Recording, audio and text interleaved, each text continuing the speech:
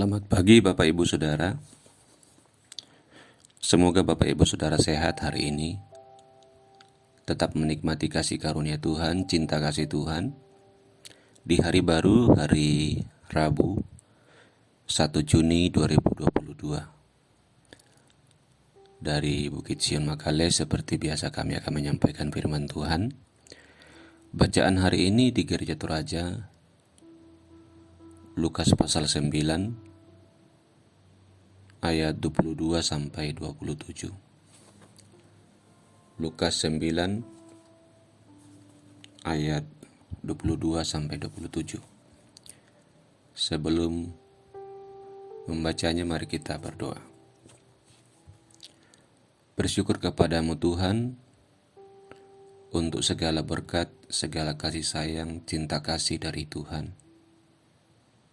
Kehidupan Tuhan masih karuniakan. Kehidupan kekal Tuhan sudah jamin bagi yang percaya kepadamu.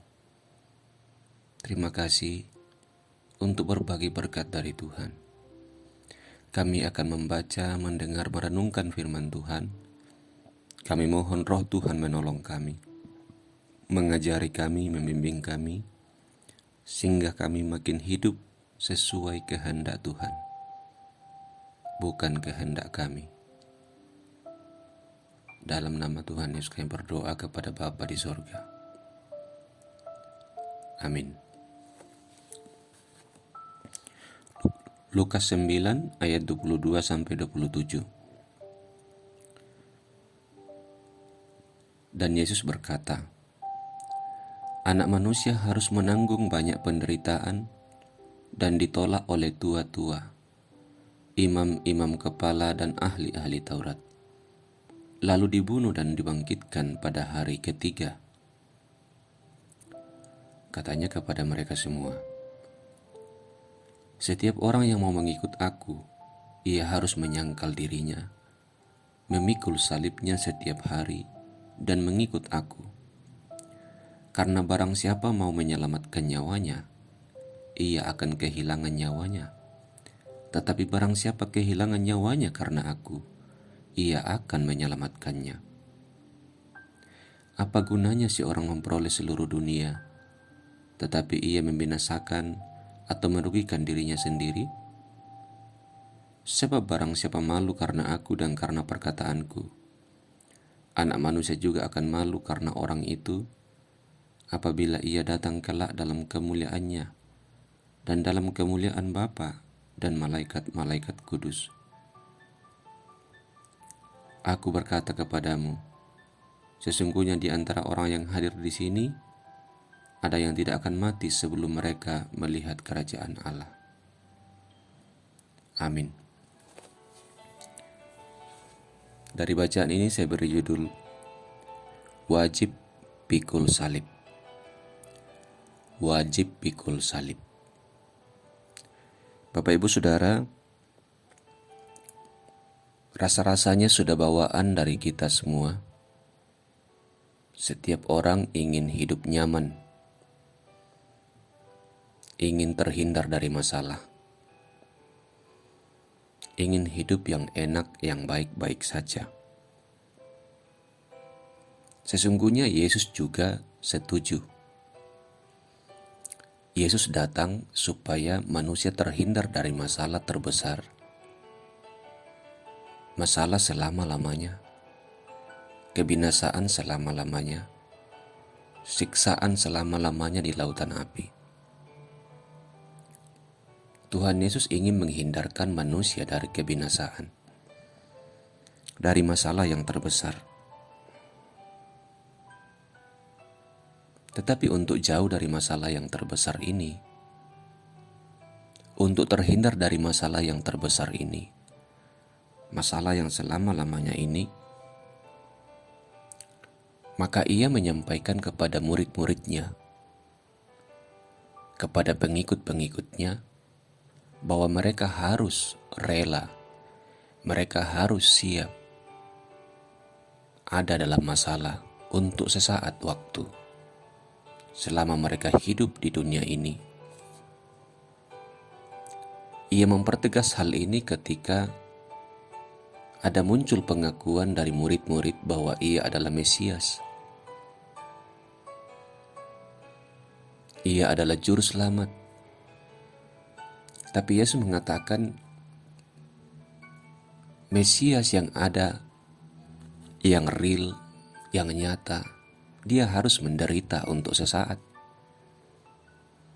Mesias itu harus ditolak oleh orang-orang, oleh tua-tua, oleh imam-imam bahkan, oleh ahli-ahli kitab bahkan dibunuh. Seandainya orang-orang awam saja yang menolak, mungkin lumrah. Ini orang di kalangan, boleh dikatakan di ring satu agama Yahudi waktu itu.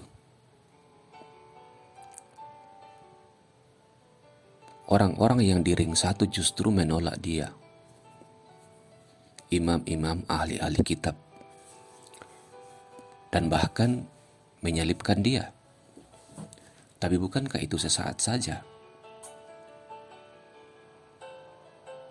Karena kemudian sesudah Yesus mati, ia dibangkitkan, ia hidup kembali. Minum Milanta. Milanta, cepat sikat sakit mah.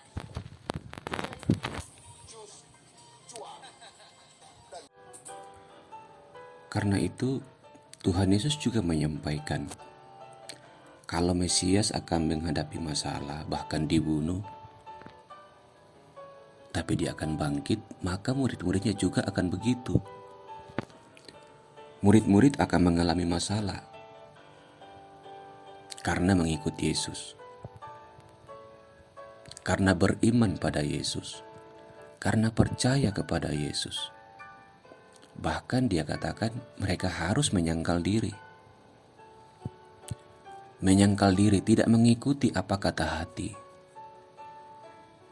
tidak mengikuti panggilan hati untuk hidup nyaman, karena mengikuti Yesus. Siap dibenci orang di Matius 5 ayat 11. Siap dibenci, siap difitnah, siap dihina, dan memikul salib setiap hari, bukan sekali saja, setiap hari. Ini perkataan Tuhan Yesus, memikul salibnya setiap hari. Salib masing-masing orang bisa berbeda. Bukan kayu salib, bukan kayunya, bukan. Tapi masalah yang muncul karena mengikuti Yesus, yang tidak sesuai dengan harapan, yang tidak sesuai dengan keinginan. Maunya menasihati orang supaya orang itu bertobat, misalnya. Tapi malah ditolak, malah dicaci maki, malah dihina. Nah, itu bagian dari salib. Itu contoh dari salib. Dan terus mengikuti Yesus karena Yesus juga ditolak.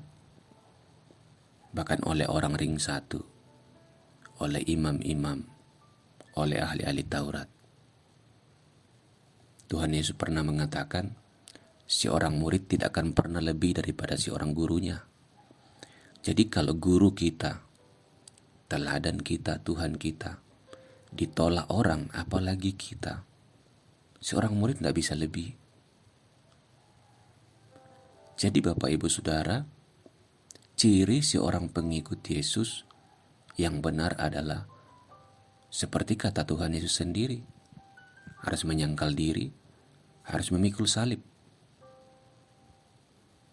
Kalau ternyata kita tidak pernah menyangkal diri, tidak pernah berusaha untuk memikul salib kita, salib yang Tuhan siapkan, tanggungkan, karena mengikuti Dia, malah menghindarkan diri dari masalah,